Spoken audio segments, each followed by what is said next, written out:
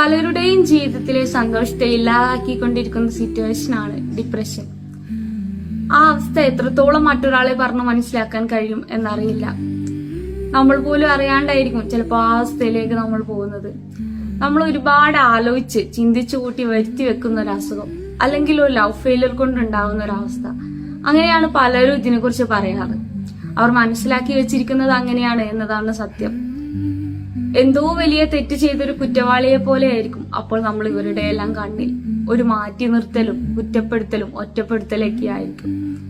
ഒരു പനി വരുന്ന പോലെയോ, അല്ലെങ്കിൽ ഒരു ജലദോഷം വരുന്ന പോലെയോ, അല്ലെങ്കിൽ ഒരു കാലുവേദനയോ കൈവേദനയോ തൊണ്ടവേദനയോ ഒക്കെ വരുന്ന പോലെ നമ്മുടെ ശരീരത്തെ ബാധിക്കുന്ന അസുഖം പോലെ മനസ്സിനെയും ബാധിക്കുന്ന ഒരവസ്ഥ. അത്രയേ ഉള്ളൂ. അങ്ങനെ ആരും ചിന്തിക്കില്ല എന്നതാണ് സത്യം. ആരോ പറഞ്ഞതുപോലെ നമ്മൾ അനുഭവിക്കാത്തതെന്തും നമുക്ക് വെറും കെട്ടുകഥകളായിരിക്കും എന്ന് കേട്ടിട്ടില്ലേ?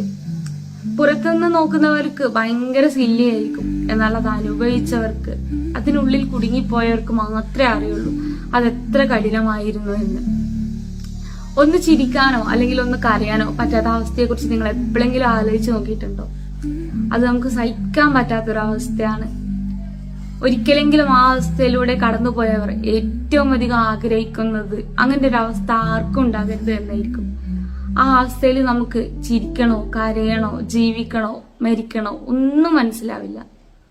എനിക്ക് എല്ലാവരോടും ഒന്നേ പറയാനുള്ളൂ, നമ്മൾ പോലും അറിയാതെ നമ്മൾ ചിന്തിച്ചു പോകുന്നതാണ്, അല്ലെങ്കിൽ ചിന്തിക്കണം എന്ന് പോലുമില്ല. എപ്പോഴെങ്കിലും നമ്മുടെ മനസ്സിൽ കയറിക്കൂടിയ ഒരു സങ്കടം, അത് നമ്മുടെ പ്രിയപ്പെട്ടവരുടെ മരണമായിരിക്കാം, അല്ലെങ്കിൽ ഒരു ലവ് ഫെയിലിയർ ആയിരിക്കാം, അല്ലെങ്കിൽ എന്തുമായിരിക്കും. അതെല്ലാം ചിലപ്പോൾ ഇതിന് കാരണമാണ്. കഴിയുമെങ്കിൽ എന്തിനാണ് നീ ആലോചിച്ചു കൂട്ടി അസുഖം വരുത്തി വെക്കുന്നത് എന്ന് പറഞ്ഞ് കുറ്റപ്പെടുത്താതിരിക്കുക.